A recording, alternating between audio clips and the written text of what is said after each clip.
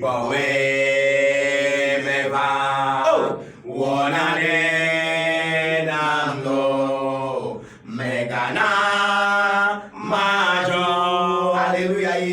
Megana majo le asi blo blo. Alléluia. Amen. Praise the living God. Alléluia. Mau negba ira ole dekaya. Mau fofo le do musen le dekaya. Nyabe ogale toji le dekaya be yagale radio la paix. Alléluia. Amen. Et nyabe amoko le tutapata yogode America, Gabon, Benin, Tchad, Afrique du Sud, nyamnya duke mateyo, nyabe ogale toji le dekaya, le nyabe Facebook YouTube be abase prophète David pour me yaira so Togo bani badi le duke moyebe attaque pas mais le Togo. Alléluia. Maune irao le Yesu Christo naza toben come le dekaya ndekaya ntogbe dona mena mesiame tutu gba ndogbe na moko kata le duta ko toko esese oye ojo npopo le YouTube ji aple Facebook ji aple WhatsApp no ji ndogbe na tata le France America Afrique du Sud Gabon Hollande de peu afisi avec Emile yo de ba fri pepe ame baba abayi bangi de pepe ndogbe na mi. Alléluia. Amen. Maure yami ye mi do problème dans l'onde le jore mi ajia o ya yo mi ave konto mi la po konta o pa mi no so mo ra mi ma no ko na mi e mi no requête ra mi no to bra da mi agbo e mi no pere mi anti. Alléluia. Amen. Le de ke ya mba atapa me talo e ye me do gbona talo to pata ko vana gbedora fe ya prophète David be gbedora pe vio kata e gbedora pe ke mi dan ko na centre de prière international Jésus roi des rois feu du dernier temps, le talo mi do bana de vio pata me siame im do bana talo suite be chef e talo be chef canton do bana im do bana suite be directeur pour akame chapata e im ba do bana comme ça que la sia ple e be agent do bana mi e im ba do bana te media to pata pe te media be soja ba me ga pe ba agent do bana me to pata maule irani e im do bana manjo bu to kulum maule irao Yesu nekperentio. Alléluia. Amen. Et m'dogbena dadanye mer nyon sese ya m'dogbena et m'dogbena le Yesu pen comme mau nekperentio le Yesu pen comme. Amen. Amen. O le Gabon o le nyanya fe du keme o le fitila mi le direct o la pom zireka yo opunwa ko la si la pom zireka Alléluia. Amen. Amen. Amen. Et mi jibe mi a pasamido a ya fifiti ya ten pamile YouTube dit sur CPJ 2R TV et il a pas mis le Facebook dit il a pas mis le David CPJR.tv et il a pas mis le en direct sur Facebook Frido Atipu c'est que il a c'est bien encore. Alléluia. Amen. Amen. Yesu ben come. Amen. Sin ko yo wa la ba tro yo ke de ko to video praise God. Alléluia. Yo le se ma una video ko njagro. Du quoi le bébé de mi la ba c'est bien quoi. Les miens nous na mi le français mais vous pouvez nous suivre sur Facebook et YouTube sur CPJ2R TV sur Facebook sur David CPJR.tv sur David et TPJ .CPJR.TV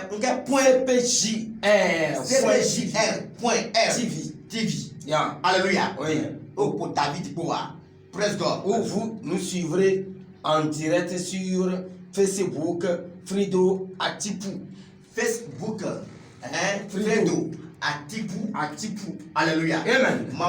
Mais c'est au contrôle mais pas bé et agbola qui te fait les cas magano yin koto mano yin beto me chao mai busi me chao mai mi chao te fait les cas que les là fulu ko la no kaka stress me la ko ajo la yigba falande kaya mau dom do la bon mais ya ten senya ya ten khonya ya le Yesu fen comme ya na de la ten jola te me na let's go avec mi lo do mi le gbali fo pe o mi le gbali mi te o e mi la affronter même limite avancer nya inko nya plonger les moyens la neya c'est la ma. Alléluia.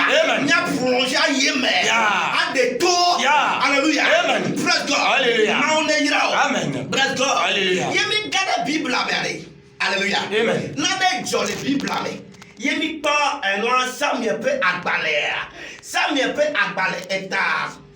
Wian drea. Pipi blave vo eton. 1 Samuel chapitre 17 verset 23. Sur le yea. Yo le pepe. Mouinam le dekeya. Et akbolomido. On le pas mis dekeya direct for. Praise God. Alléluia. Oh, let's see un quota for direct. Alléluia. Amen. Praise God. Alléluia. Ah. Dekeya akbolomido. Le yesu ben come. Amen. Kaka akbolomido mi onu avua. Mi akboloma onu avua. Nti ya ola tro. Le yesu ben come. Alléluia. Amen. Na de jo le Bible ame. E ba na le Bible e do ame verele. E yo dure ka be ma wo fedu. E ma wo be du ko ken Israel. E ye dure ka o ye be Philistine be du. Alléluia. Amen. E ye du ya me veya. Bible ame enya do ba do adome. Enya ba do adome ye trosu aba. Praise God. Alléluia. E ye aba gere du ko me veya odome. Kebe du ko ya wa. E mon popo ngale be na amene gato abe ayasime. Aba sanu alo ba do jode. E go mena ke Philistine va kore Israel viojia. E ye ko va be yo agwa va play Israel. Nu kata on to la ko mi na zaple te pe ya. But you know, for the jolly to them, and to a Nkajona, a more cata blockade, among a day in a series, among a door, a door, then when you're sent away. Hallelujah. Amen. And to call a color Philistine to e now limit be te pere kakolano. Hallelujah. E se va to te pere kanono. Ke maten vao. Mai nkojo. Mai va ingbedo mecha. Mai dusime o. Mai mieme o. Hallelujah. Le wotri de camera. Eni musesere e jore ife Jesu. Hallelujah. Amen. Praise God. Hallelujah. No man vivia. Ole ono mede me vivia. Wotri ka kemele blo vivia kameo atoa. E pe bla toya.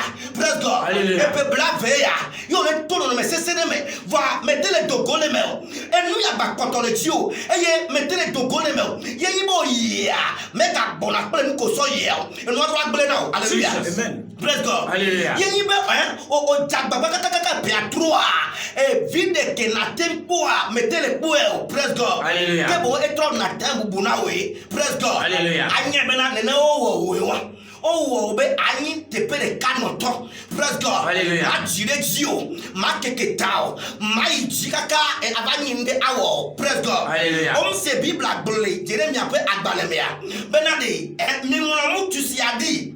Praise God. Hallelujah. Be mo tu si ma jejina e ye ma jivi kaka ma de so kaka ma jivi kaka via o never do ta abano agbenye o. E go meni ben ko o panu de anyigba o bran na anyigba o pompo na anyigba be anyigba mutuya o pono nuya ne nekpe la noa ye ba jivita e via o chamado tao o e via kata no si be nto ene. Praise God. E mo mi le gbo be lifo limit be te pere kako kodo te pere kako kodo te pere kaye jena o le gbogome e la ko be nu pata ko lo wa te pere kako do na yo jagba kaka metei now. Hallelujah. Amen. On va bien de couvrir. Nous quel joy Yesu kamoro. On va dire les trois et yama roi Yesua. Praise God. Hallelujah. Et ye Bible a ton homme n'était pas abena. Et ye bereka Bible avec bereka. Amen dotu ya bato govake. Praise God. Hallelujah. Amen dotu ya kole avec Goliath. Et gato kole fils tombé à Salame. Va noter afike douama dumelea. Et les dapans le pour les globena. Il se vio à mon combien de temps yo ni ma peu du corps. Yo be ma on avale yo. Mi dovane pas vala. Mi pole que mi chite pe de cara. Mi pole que mi leda. Alléluia. Amen. Et Bible avait les gars pour moi mais amedeva. Praise God. Alléluia. Et ameya que va yo be no me ko yo be David. Praise God. Alléluia. Di ma tono bena Yesu va be ya now de quoi. Alléluia. Amen. Praise God. Alléluia. David ya et dans les Yesu te fait ya. Alléluia. Di ma tono Yesu va be de quoi tayo. Yesu va be ya tro me de o. E va be ya na me be to ya be. Ya hole dans le masime. Ya hole ku masime. Ya hole ya ka masime. Que David va. David va le bien mais Kenya me torture. Et il est souvent pas dans le go. Les Christ e yo tele me e yo la be Goliata eni e Philisto be tatoba fa le go kanto a e be na bon vivia me ke ya me te pe kwa me do me ya jiare nu ko ate wona me to be o hallelujah Yesu ba be ya da me de ke ya Yesu ben come amen praise God hallelujah hallelujah amen Kristo to recebe etao Yesu kudo se ya Yesu mkude egbo tao mkude lale tao o wa megbeto tao ya ame ya ba zuma u fa bo go praise God hallelujah ya mere te pe kwa me adu ame ya nkola te ona me ya bibla be na fo ame ro le fun te ko to me na ame ke la pe kwa me ya adu ame ya jia oh me fia kele do me kenyi fia sola ebe ma da jon Israel ma da jon empoko e fia be la cho e be vi de kaneba de David okay problem de kemlo hallelujah amen praise God hallelujah onyan ke David biobe yo pe kwa be ya meke enkola te ona me ya hallelujah amen praise God hallelujah e go ke Yesu vade Yesu biobe ke Yesu kukutu ba yodo me ya Bibla be e chiofe va bia abusan fike o safle ko solo wa me ode ma fike unse ko solo wa me ode ma ka ba cheba hallelujah e Bibla be Yesu ho unse la ekusi e ho unse la busansi tro dogole yodo me tro bova ta ba e tike David va bio Goliath be na de me Kenya me togbo me Kenya valogo togbo obe nya valogo ale nya meke wona vale Christophe dume praise God hallelujah and the problem lo ndekaya unse kelesi la tue na ndekaya hallelujah e ko ba Yesu va dova praise God hallelujah e ye people make o ko dani son go e son to me mateya vao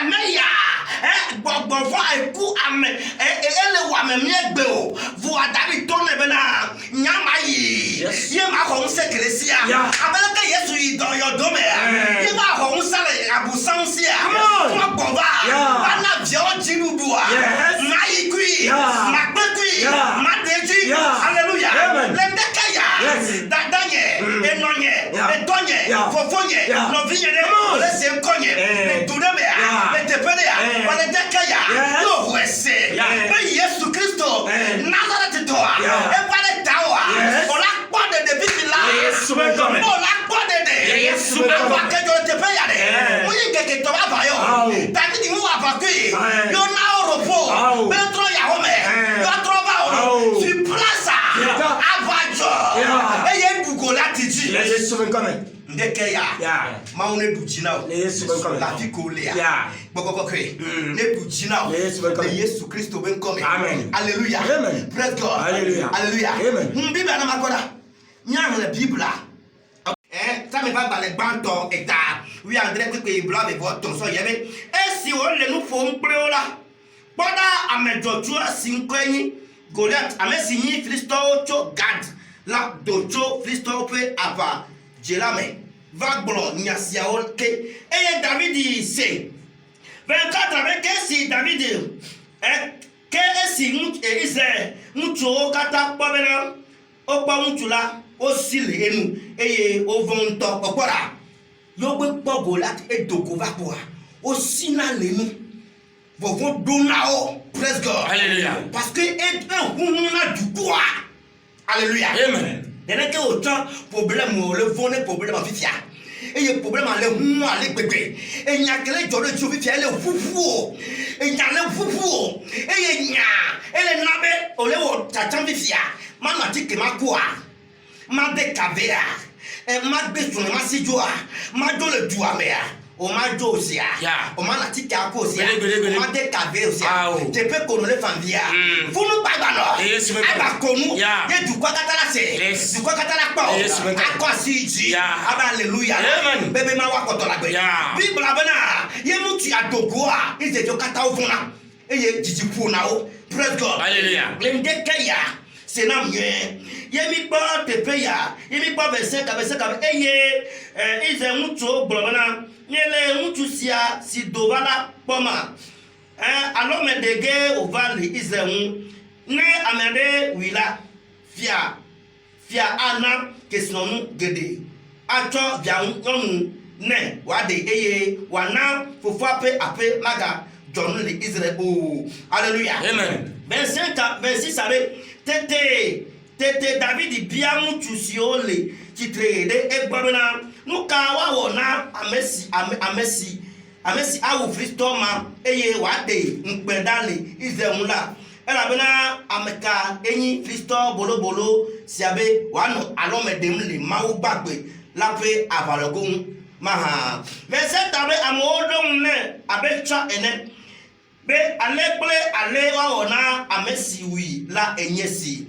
28 abe esi nɔvia xoxotɔa Eliba se ale si wole nu ƒom kpli amewo la dziku Eliba ɖe David ŋu eye wogblɔ bena nu ka wɔ ge neva eye ame ka si netsɔ alẽ vemawo ɖe le gbedzi menye dada kple vlo si le wo dzime elabena ava teƒe kpɔ ge neva. David do ŋu bena nu ka ena ɖeɖe kpɔkpɔ Israel. Yeah. Praise God. Hallelujah. Hallelujah. Amen. Eke David Sɔl gbɔa Sɔl to ne be mate yi avaya o avaya nye ŋutɔ ke wɔna ava yem dana yi dana pe dana flesia eglo nye ŋutɔ yɔna m liƒo ye ma ti teƒe ɖeka ye ma te le to le yi le gbɔ ye me ma to agbo la ti la wu la. Hallelujah. Amen. Eye David vi fɛn ne nye David be ma yi kemla vemea le kplɔ na woa ye janta ɖe va be ava le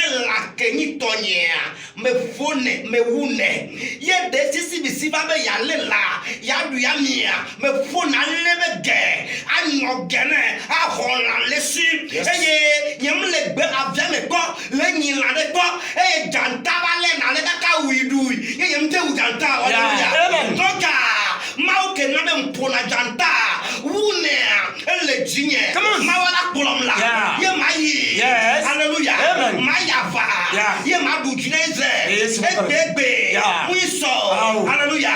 Ye sɔ le to na be yi Yehowa ne kplɔ o eye aya gbɔ kple lãmesẽ. Let's go. Hallelujah. Ne ŋkeke ya de nyima to na be ɖeɖekpɔkpɔ ta Yesu va ɖo. Biblia gblɔ be Yesu va le dzi amewo ko bu be yeaɖe. Hallelujah. Amen. Ebe ye va be amewo ko bu ye yeaɖe dada nye enɔ nye etɔ nye o le si ŋkɔ nye ŋdeke ya o le problem de me o le to ŋde me o le to fe be nyame alo aho me kpata ye le zo gaƒoƒe me fia efi o kpata nyi dɔnɔ o ŋutɔ tsã le kpami o. Hallelujah. Ŋdi ma to nɔ bena ame ɖeka dzi kpo la sɔ afɔ ɖo ame ɖeka dzi kpa nɔ te ɖo. Biblia to nɔ le dɔ ba gbalẽ me ya edɔ ba gbalẽ tame ve ya Biblia me ne bena ebena de ŋkɔ ɖeke le mia si mia yɔ le anyigba dzi alo dziƒo la negbea Yesu be ŋkɔdzi ŋkɔ ɖeka ma ye o la tsitre ɖo. Hallelujah. O le se ŋkɔ nyea o dzagbagba o di sa o hlẽ o to agba me o dzagba me o dzetre me ye o le nu ya awo o le ya awo ŋdeke ya Yesu ge ɖe ahoya me na o be ate lɔ axɔ edzi sia o la kpɔ agbe. Praise God. Ɖevi ya David trɔ nu Yesu. Praise God. Ke David yia eke Sɔl gbea be awo mate ya va wa o la kpɔ bena Goliath la trɔ Israel dzo kpata fua ke David Sɔl hɔea be ya va ɔkpɔ be do ava dzia ye gbea Israel kpɔ ɖeɖe kpɔ katutu. Praise God. Ya te nɔ axɔ Yesua ato va ku Yesua azɔ ku Yesua azɔ agbo na Yesua ŋutɔnɔ bena axɔ la kpɔ ɖeɖe abele ke Israel kpɔ ɖeɖea eye liƒo korona wa liƒo la gba ye la dze ŋkɔ yi mawu ne yra o wa fi afi kemi so le talo ba anyigba dzia le Togo ba anyigba dzia wa gblɔ na o le Yesu be ŋkɔme. Ne o va ɖo ta le sewota tututu kpa atɔ te ɖe sewota be ŋkume ye alo kpɔ bene gome alo akpɔ odzepe yɔna kpɔ be emɔ dze ɖe zɔn va sewota be ŋkume eye ne o ɖo emɔa dzia o la kpɔ be yibo ɖe le teƒe ma mekanisien ɖe le teƒe ma o to ekɔli ɖe le teƒe ma geɖe amewo gbɔ ado gbe na wo ye abiawo be ele yi Prophet David ba wo me Prophet David ŋutɔ ta me dzidzi le wa gbɔ ele 100 mètres le wa gbɔ ye voa ne o tɔ ŋuti be ayɔea o la te yɔ le 90 76 34 90 90 76 34 90 et ben m'ouvre 79 55 99 Yeah. 12 Uh-huh. 79 Mhm. 55 Mhm. 99 Mhm. 12 Yeah. elle est kwame titi la Egbe. egbe ne mi pa le tepe akwa elle est kwame Yeah. kaka na e tira au tronc gadera e bien na le pame e considère au tronc gadera e bien na le pame va au tri a mi le o lifo limite be do o mi pe o si a gere nya bo e ahome alo agbeme aniona o yira o Mi le Facebook ji ko WhatsApp ko enu oji lo ayomi amen bye bye Amen. ma o yira o